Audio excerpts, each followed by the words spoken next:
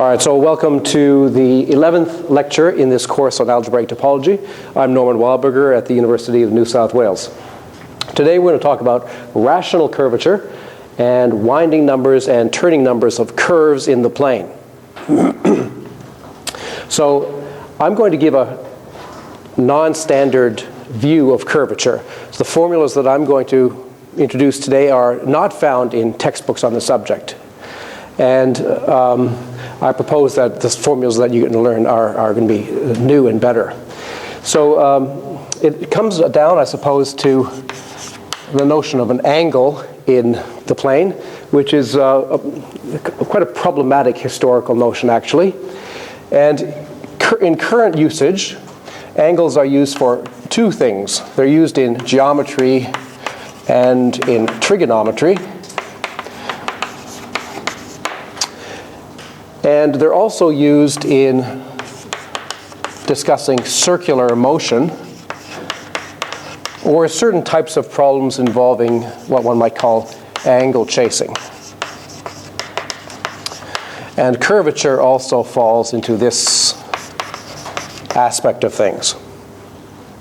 Now, these two aspects of the angle usage are often mixed in modern formulation, but I think it's better to separate them very clearly.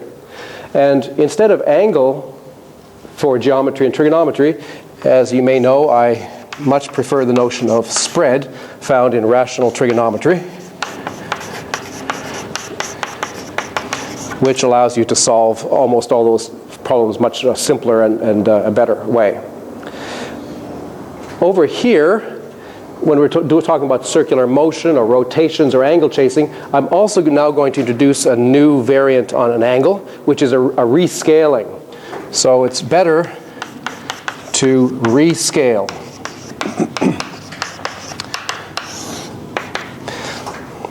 So to introduce this idea, and this will be a little bit novel for you, okay, so you may have to just take a big breath and prepare yourself to think a little bit differently about something that you've been trained to think about in a certain way for many years. Okay. So we're going to start with this question here. Suppose that we have a vector that's rotated from this position to the perpendicular position here. Okay, so this is the start, this is the end, and the question we want to ask is how to describe the amount of turning represented by this motion. Okay, you're all familiar with an answer. So the standard answer is that we measure it with an angle, and that angle is pi by 2. And that has some decimal expansion, which I don't know. So it's 3.1415 blah, blah, blah divided by 2. So that's some other decimal expansion. I suppose it starts at 1.5 dot, dot, dot. Now this decimal expansion is a real number. It's a very complicated real number. In fact, it goes on trillions and trillions of places. If you actually had to read through this, you might get a sense of the complexity inherent in that. We're cheating in a little way by simply thinking about that symbol and not thinking about this infinite decimal, which is actually very, very complicated. That's actually not historically the standard answer. Historically, there's a much older answer. Let's call it answer number 2. Answer number 2 is that the angle is 90 degrees. That, of course, goes back to the Babylonians. And it has much to recommend it. In particular, it makes talking about 30 degrees or 60 degrees or 45 degrees relatively pleasant. But it's still a little bit arbitrary. Why choose 90 instead of 1,000 or something else? There's another system where one talks about 100. I think it's a system found in Europe in some places where one has a sort of a metrical approach to this. But in my point of view, none of these is the right answer. There is a fourth answer, which is much more natural and just better. All right. So if you're watching this video at home, I want you to pause it now and go off into a quiet room and think for yourself for 10 or minutes or half an hour, and think if you had to start right from the beginning and you had to say, how much turning is that? What is the right answer to that question?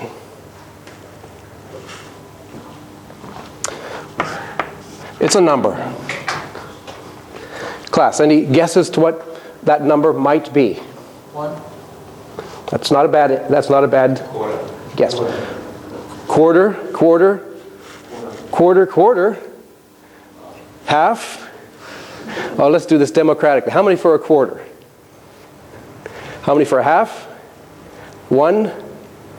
Others? Looks like a quarter is going to win. And I propose that that is, in fact, the right answer. That's how you should have learned angles back in public school.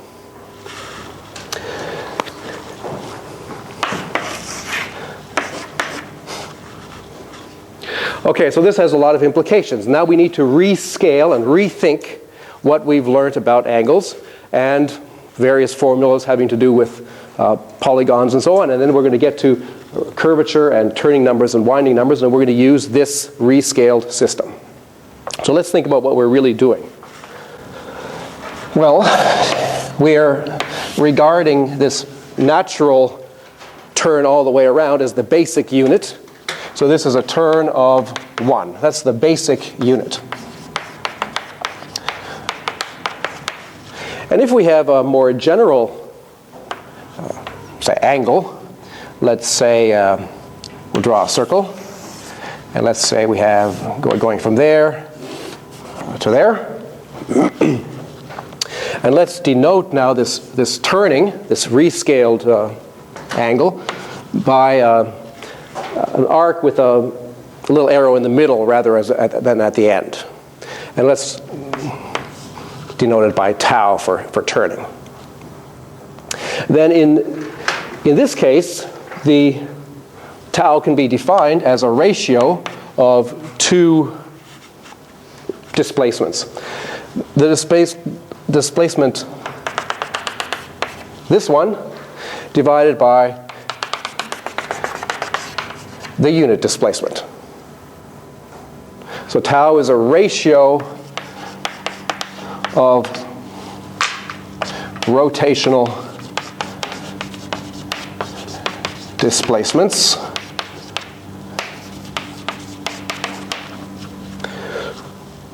this one divided by the big one, or big one being 1. So it's not something that you get by taking a length and dividing by a radius. That's the usual definition of an angle. It's, at least in the radian system, it's the length of this circular piece divided by the radius of the circle. This is not a very good definition for a number of reasons. First of all, it depends on a profound geometrical result, namely that this ratio is independent of the size of the circle. So you need a prior theory of Euclidean geometry to be able to establish that theorem. Secondly, when we go to talking about rotations on a sphere, let's say, if we're at a point, say, there, and we're interested in what is the turn between this line and this line, say, going from here to here, if we try the same trick by drawing a circle and then looking at a ratio of circumference over length, we find that, in fact, the proportion is not independent of the circle. There's not a linear relationship between these things. The correct relationship is the relationship between this amount of turning and the whole turning. And that notion works on a sphere just as well as it does on a plane, just as well as it does on a hyperbola. All right, so let's do some basic things now with this idea of turning. Let's give it a name, perhaps. So we'll call this tau the turn angle, because it's still an angle. It's just normalized. Or maybe T angle, or maybe if we're really short, we can just write tangle. Okay. So this would be a tangle of roughly how much? Maybe a third. Okay. It's 1/3 of the way around, so we would say this is a tangle of 1/3 in this particular case.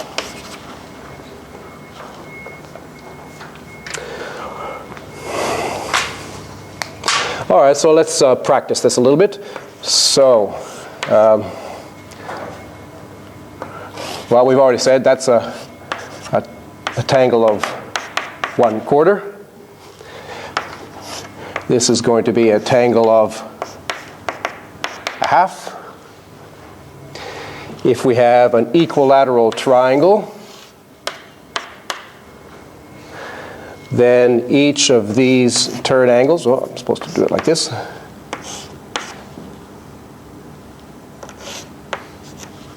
Each of these is the same. They're all going in the positive direction. How much would that be? 1/6. What about if we go in the opposite direction? So we go from here to here.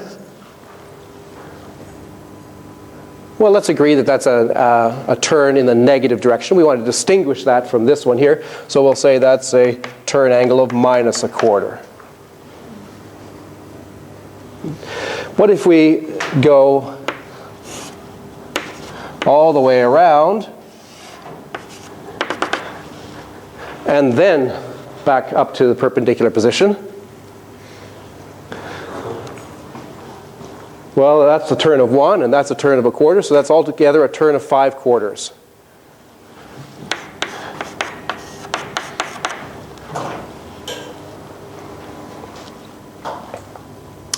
If we have some turn of tau there, then what is this complementary turn? Well, they're both going in the same direction, and they have to add up to 1/2.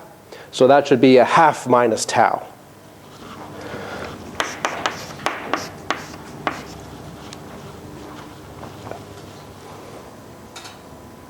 All right, so we've got enough now to talk about the basic formula that you've all learned in school, the sum of the angles of a triangle.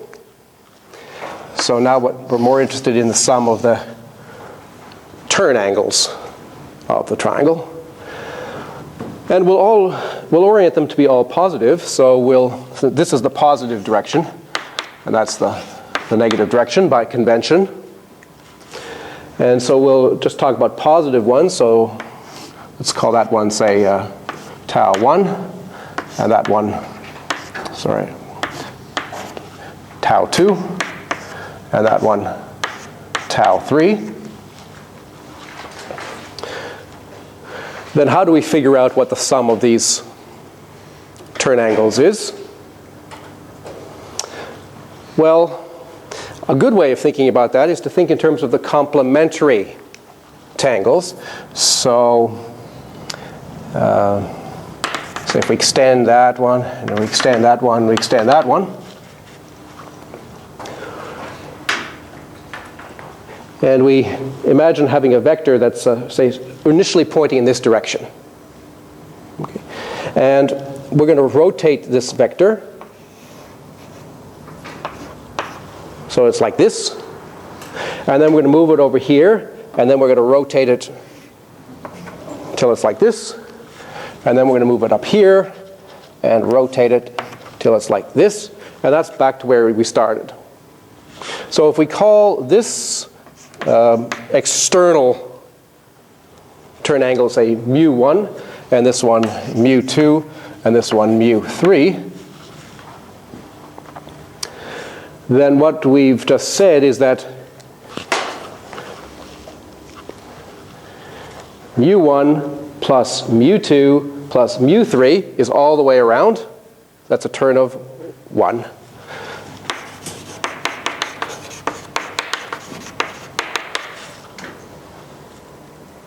But also the relationships here are that tau 1 plus mu 1 equals a half, because that sums up to what we usually call 180 degrees, or a straight line. Tau 2 plus mu 2 equals a half, and tau 3 plus mu 3 equals a half. Then if we add these various formulas, tau 1 plus tau 2 plus tau 3 equals, well, we have 3 halves on this side. The sum of the mu's is 1. And so we're going to get 1/2 for the sum of the turn angles.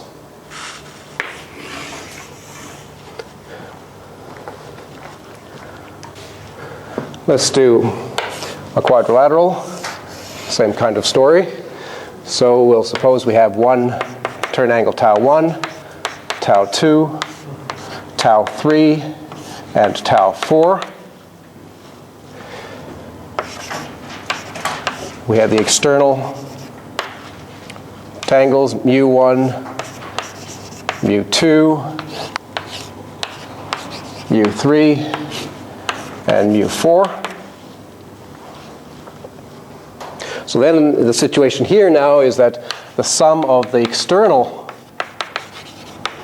turn angles, mu 1 up to mu 4, is again 1, because we're starting here, and then we're going here, and then we're going here, and then we're going here, and then we're going here. So we've got the external vector has gone all the way around once. So that's the critical thing that we can measure. It's the sum of the external turn angles. That's equal to 1.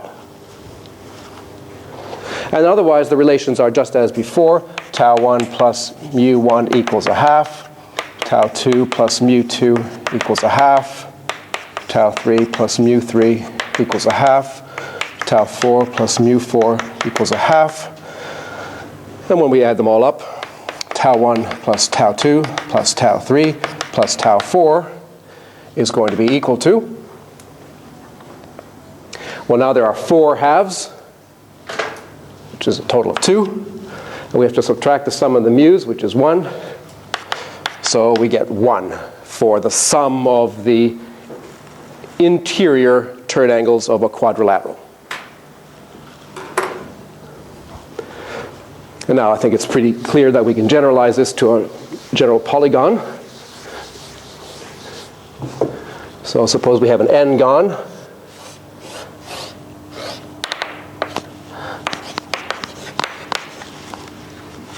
With tau 1, tau 2, etc., up to tau n. External turn angles mu 1, mu 2, up to mu n.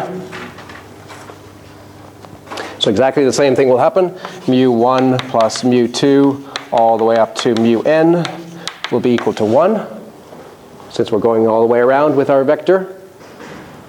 And at every vertex we have exactly the same relation. T1 plus mu 1 equals a half, down to Tn plus mu n equals a half. And so when we add those all up, we get T1 plus tau 1 plus tau 2 plus tau n equals, now there are n of these, so n over 2 minus 1, the sum of the taus. So that's now formula for the sum of the internal turn, or the total amount of turn inside a polygon. Well, a convex polygon. But we can also think about generalizing this, because we don't mind turns which are more than 1 or less than 0. We're just working algebraically. So let's do something a little bit different. Let's consider a very famous non-convex polygon, where we're still thinking of having only 5 vertices and 5 edges. So these intersections are not real intersections. Okay. So, well, we can still think about applying the same reasoning, let's say if we start here, so that would be tau 1, and that would be mu 1, and then there'd be a tau 2.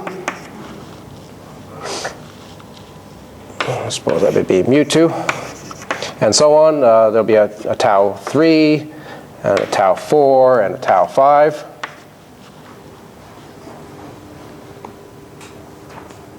And now the same argument is going to apply, but there's going to be a slight difference. The difference is what happens when we look at our external vector. So we're starting, let's say, in this position here with our external vector. Now as we go around, watch what happens. So we're making this turn first, and then we're going here, and then we're going here. Now we've crossed, we've already done a little bit more than one turn. So we started here, and now we're over here.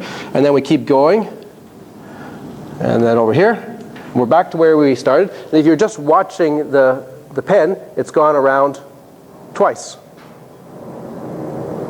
It's gone around twice now. So that the sum of the external tangles is 2. Otherwise, the relationships are exactly the same as before. So tau 1 plus mu 1 equals 1/2, down to tau 5 plus mu 5 equals 1/2. And so now in this case, tau 1 all the way up to tau 5 is going to be the sum of the halves. So there's still 5 of them. 5 halves minus the sum of the mu's, which is now 2. Which is a total of 1/2. And by the way, since each of this is supposed to be symmetrical, suppose this is a regular pentagram, then it implies that each of the taus is equal to 1/10, because there are 5 of them adding up to 1/2.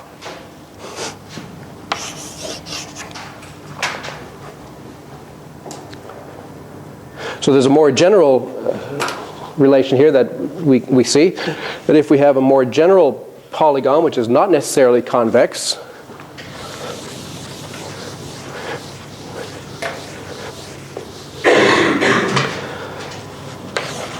so a general n-gon, which is perhaps doing something like this, we can still talk about tau 1, tau 2, and so on. So we can still talk about tau 1 all the way up to tau n. And the same argument is going to show that we're going to have n minus 2 minus, well, the total number of times that our external vector has gone around. So we might say tau of p. P is the polygon, where tau of p is the number of times the external vector has turned around.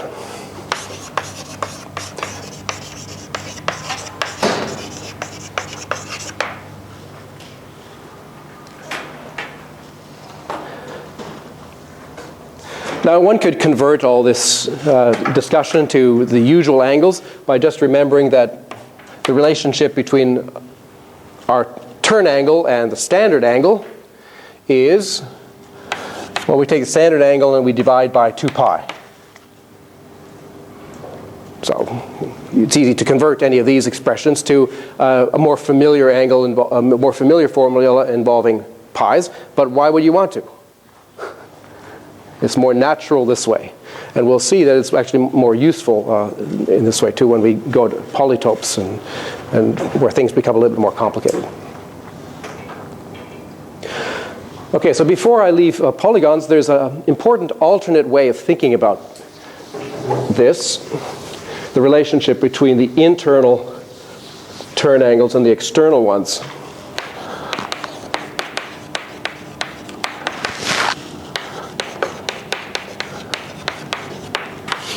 Let's just do it with a triangle. So here's a triangle, and I have turn angle tau 1 there, and tau 2, and a tau 3 there.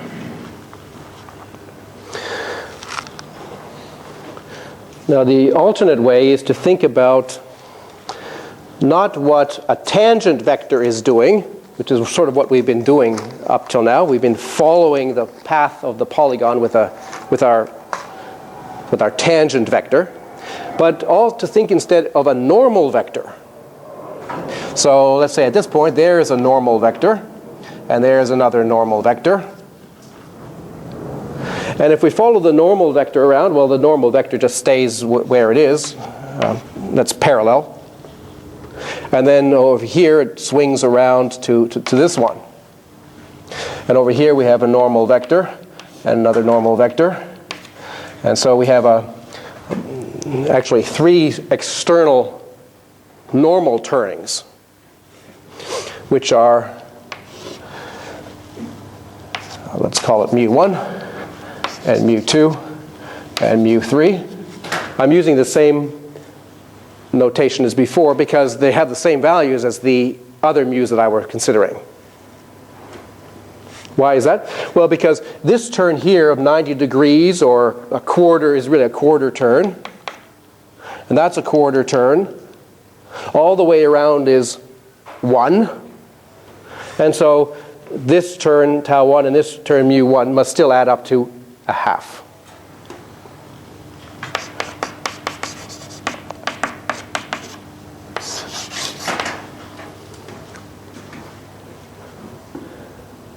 So we could have reframed this prior discussion in terms of how much the normal turning is going on. And that has a nice interpretation as a curvature quantity.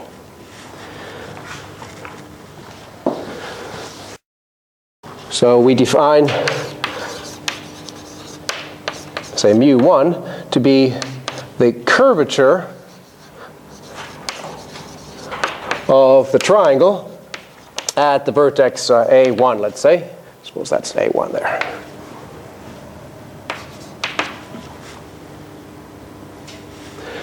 Well, it's not curvature in the usual sense. It's a kind of a rescaled curvature, so I should maybe put rational curvature here. Okay? This is a slightly different form of curvature than you usually find in text on the subject.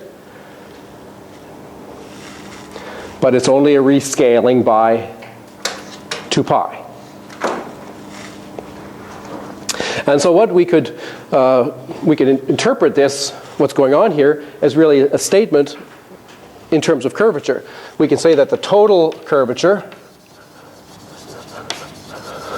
of a triangle, or in fact a general convex polygon, is namely the sum of these external curvatures. That's equal to 1. So let's have a look at this kind of notion of curvature. So how much curvature does this polygon have? It's a square. It's supposed to be a square. It's something like this. But at this point here, what's the curvature?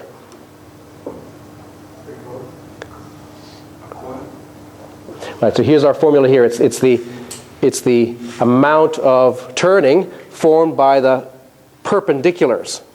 Perpendiculars would be these ones here, and that amount of turning is a quarter. So the curvature here is a quarter. What about the amount of curvature here? So this is our polygon with a kind of a straight edge. How much curvature is there here at this vertex?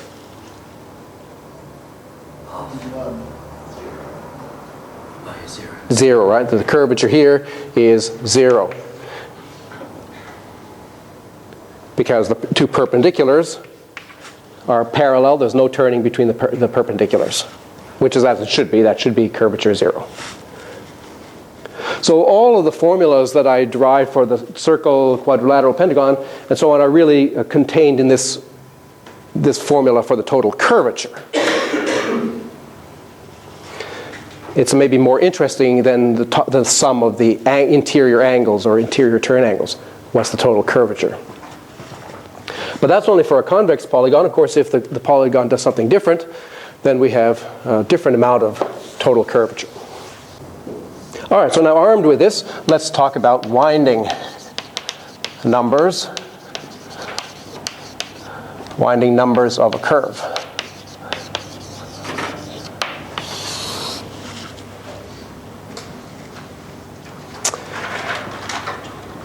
So what we're doing now is we're considering a curve in the plane, and it doesn't have to be convex, and we give it some direction. So that's its direction. Let's call the curve gamma.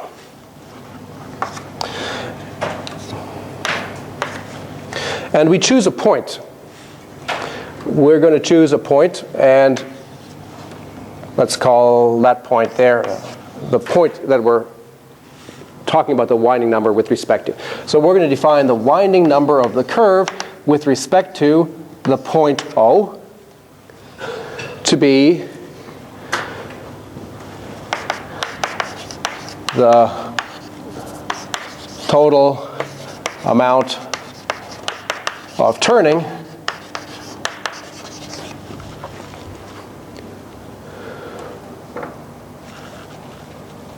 of the vector OP, where P is on the curve.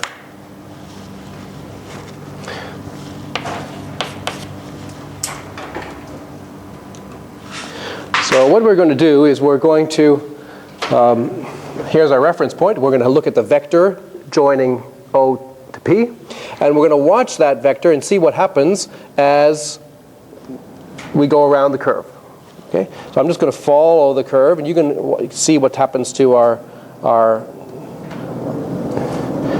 vector. You agree that it's gone around once at that stage? So from here to here, it's gone around once. Okay, now as I keep going, okay, now it does a little diddle, but it goes back there. It's altogether gone around twice. So this vector here, it's gone all the way around, maybe not uniformly, it's gone backwards and forwards a little bit, but it's gone all the way around twice. Well, I could represent that by a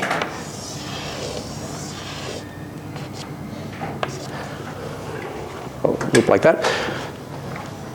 There's the center. There's our vector. It's gone around twice. So there's our representation of the turning. And the total turn here is equal to 2. And this can be represented or thought of as the sum of turns of individual pieces.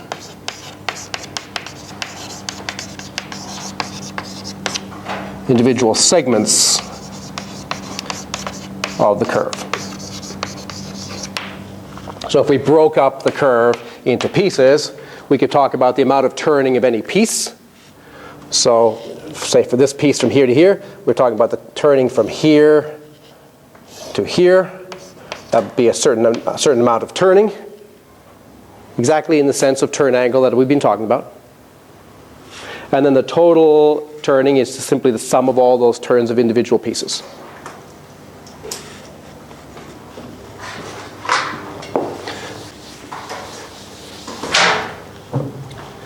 Now this notion of amount of turning depends very much on the point that we're talking about. So let me draw that curve roughly again.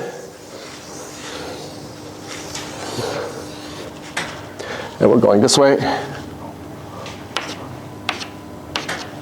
So here, at this point here, we said the turning was 2. And that's going to be the same for any point near that origin. Oh, if we move that origin a little bit, it's not going to change. However, if we change to a point over here, the turning will change. What's the turning, say, with respect to this point?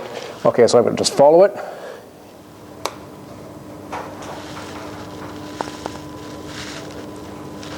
How far have I gone around? Once. So the turning here is once. What about at this point here?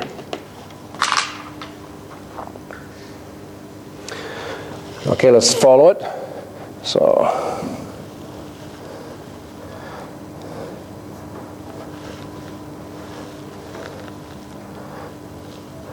what's the vector done? Yes, it's gone. Right, it sort of went like this, and then it went around like this once, and then it did a little fiddle. But basically, it went around once like this. That's in the negative direction. So that's a turn of -1 at this point. What else is there? How about this point here? So we're going this way. Okay, so follow along here.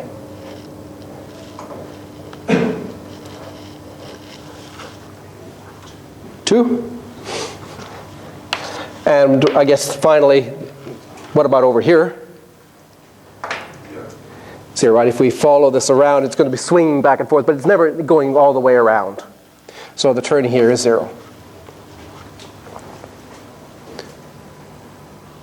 Okay, there must be a little bit more efficient way of computing these various turning numbers, and there is. So what we can do is think a little bit about our vector. So let's do a little bit more complicated example.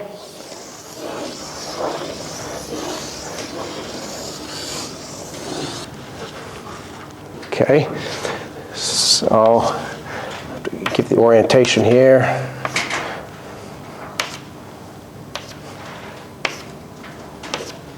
Okay, there's a more complicated curve. And I want to know, let us say, what's the turning number at this point right here? Okay, so the idea, to make it simpler to find out this quantity, is to imagine someone having a look at this vector. Let's say we start up here, and this vector is going around. We want to count how many times this vector is going around. So if you imagine over here, we have a copy of where the vector is moving. So we can just concentrate on the vector. So we have our friend over here. We're starting, let's say, in this position. So let's say we start right there. Start there. So at this point, our vector is exactly in the north position. And we station our friend there. As we move around, this vector moves around. And the friend does not pay any attention to what this vector is doing except in the neighborhood of this north pole. The friend is only going to count how many times this vector swings past the north pole. And if it swings around this way, he's going to count plus. And if it swings around this way, he's going to count minus. So if the vector is doing something like this, he ignores all of this. Oh, there's a plus because we just went in this direction. And then a little bit later it goes like that. Well, that's a minus, or there's a total of 0 up till now. And then a little bit later there's a 1 like this. Well, that's a plus. And then a little later there's another one like this. That's another plus. Right? So it suffices to not pay any attention to this vector except near the North Pole. We can forget about the rest of it. And just observe whether we're crossing the North Pole in this direction or in this direction. All right, so let's do that in this example. Okay, so we're starting here. So what about right there? So the vector is going in this direction here. You agree that that's in the plus direction? Okay, so when's the next time that we're going to get to the vector's going to be pointing north? Well, it's going to be a position right there, right? And there's going to be a position right there and a position right there, and that's it. Those are the only places where the vector is in the north direction. So all we need to do is see which way it's crossing that north in each of those examples. So here it was plus. What about this one here? That's also plus because it's crossing in this direction. The direction of the curve is along here. What about over here in this branch? That's also a plus.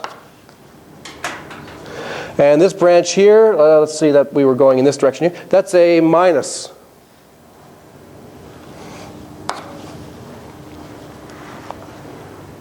So our friend who's recording this thing over here will record 3 pluses, namely when we go through these 3 positions, and 1 minus when we go through that position, for a total of 2. So with respect to that point there, the curvature of our curve gamma with respect to O will be plus, plus, plus, minus, so in other words, 2.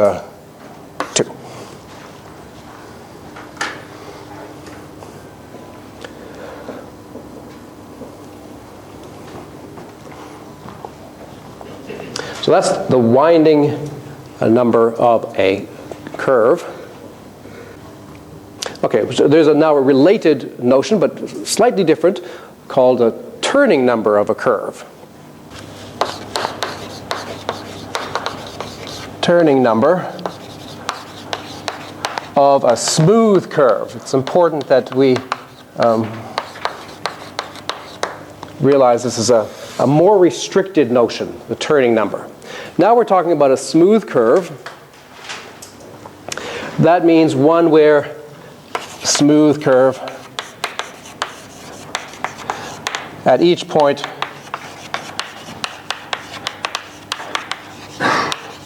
we have a non-zero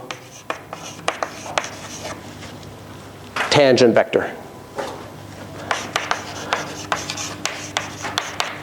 Well, those examples that I did also worked, but this winding number business also works for a polygon, for example. The turning number, we're going to require that our curve have a tangent vector, and we might as well give it a standard size, say a unit tangent vector. So we're thinking at each point there's a vector of the same direction, that's the same length, that's following the curve and pointing in the direction that it's going.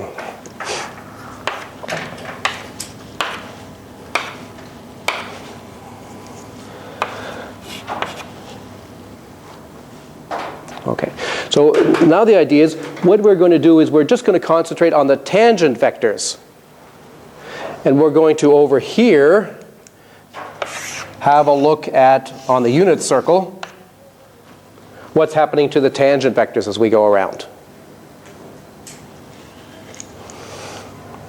So for example here, that's the tangent vector at the point A. Well, when we get to the point B, then the tangent vector will have moved some position like this.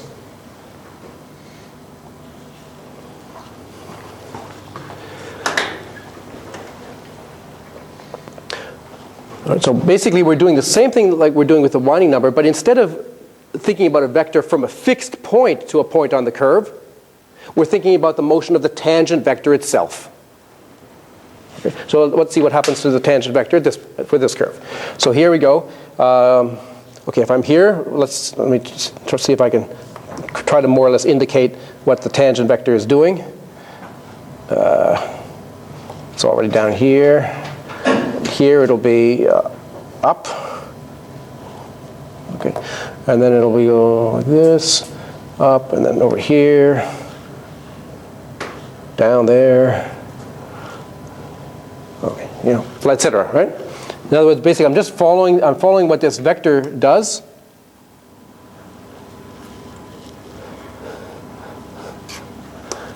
And translating that vector over here at all times and just watching what it's doing. And the turning number of this curve is the number of times that thing turns around, or the total turn angle that it makes. So tau of the curve is the total turn of the unit tangent vector.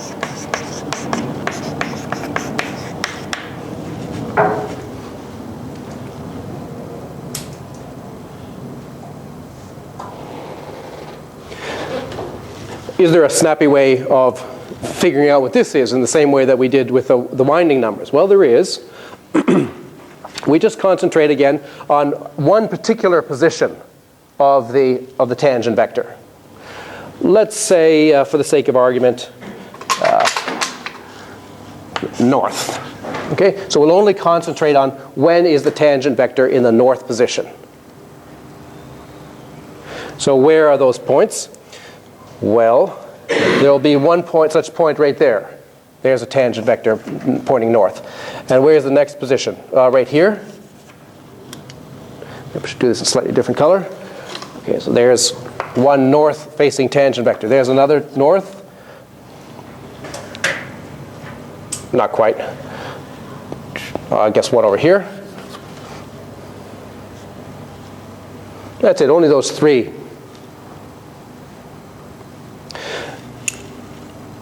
Now, okay, but those three positions of north correspond to when the tangent vector goes through this point. But the question is, does it go through in this direction, or does it go through in this direction? And what would that mean?